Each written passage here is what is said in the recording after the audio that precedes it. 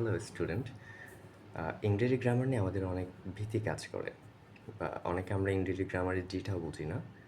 মানে আমিও ছিলাম এক সময় যে আমি ইংরেজি গ্রামারের ডিটাও বুঝতাম না।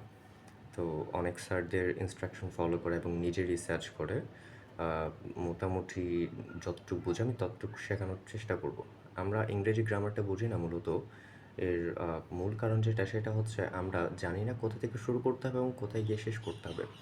আমরা ইংরেজি গ্রামারটার দিকে যদি তাকাই তাহলে দেখা যায় যে ইংরেজি একটা ওয়ার্ড বলি, যে একটা নর্মালি ওয়ার্ড বলি আই অ্যাম এ বয়।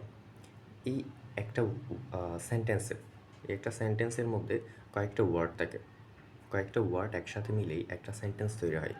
আচ্ছা, তাহলে একটা ওয়ার্ডের দিকে যদি তাকাই তাহলে কয়েকটা লেটার মিলে একটা ওয়ার্ড তৈরি হয়।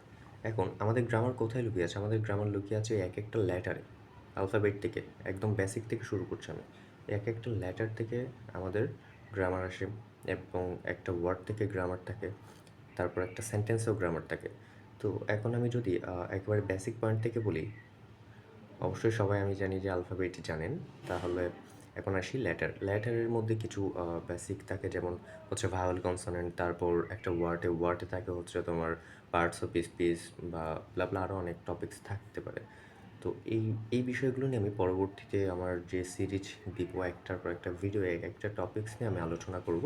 আমি আশা করছি আপনারা যদি সিরিজটা দেখেন তাহলে ইংরেজি গ্রামারের বেসিকটা বুঝতে পারবেন। আমি বলছি না যে আমি পুরাটা সবই শেষ করে দেব, এটা হয় না, সম্ভব না। একজন ইনস্ট্রাক্টর কখনো কোনো একটা টপিকস পুরোপুরি ক্লিয়ার করাতে পারে না যতক্ষণ না নিজে সেই টপিক্সটার উপর রিসার্চ করে।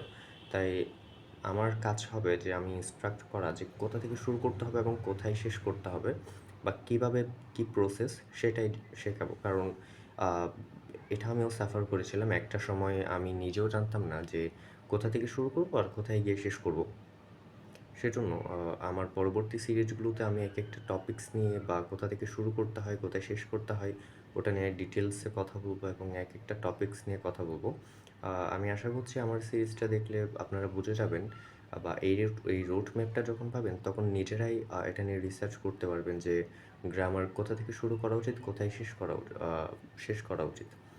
তো গ্রামারের আমি জাস্ট একটা নর্মাল উদাহরণ যদি দিই, যে আই এম এ স্টুডেন্ট, এই একটা সেন্টেন্সের মধ্যে একটা ওয়ার্ডকে যদি ধরি স্টুডেন্ট, STUDENT, এক একটা লেটার, এই এক একটা লেটারের মধ্যে গ্রামার আছে, আবার এক একটা ওয়ার্ডের মধ্যে গ্রামার আছে, আবার এক একটা সেন্টেন্সের মধ্যেও গ্রামার আছে। এখন লেটারের মধ্যে কি গ্রামার?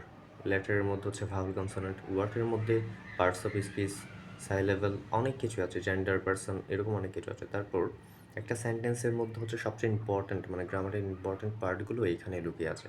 সেগুলো কি? সেগুলো হচ্ছে টেন্স, তারপর connect, tag question, completing sentence, narration, এরকম অনেক কিছুই আছে। এখন আমরা যদি লেটারের গ্রামারটাই না জানি, আমরা ওয়ার্ডের গ্রামারে যাইতে পারবো না। ওয়ার্ডের গ্রামারটা না জানলে সেন্টেন্সের গ্রামারে যেতে পারবো না।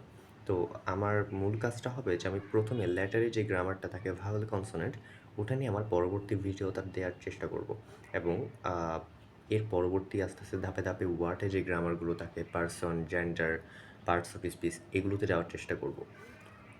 আমার মনে হয় যে এই বিষয়গুলো যদি ফলো করি তাহলে আমরা বুঝে যাবো যে আমাদের গ্রামার কোথা থেকে শুরু করা উচিত, কোথায় গিয়ে শেষ করা উচিত। এই রুট ম্যাপটা যখন আমরা পাবো তখন আমরা গ্রামারের বেসিকটা নিজেই আত্মস্থ করার চেষ্টা করতে পারবো এবং কিছু ইনস্ট্রাক্টরের ইনস্ট্রাকশন ফলো করে বিষয়গুলো আরও ক্লিয়ার হতে পারবো।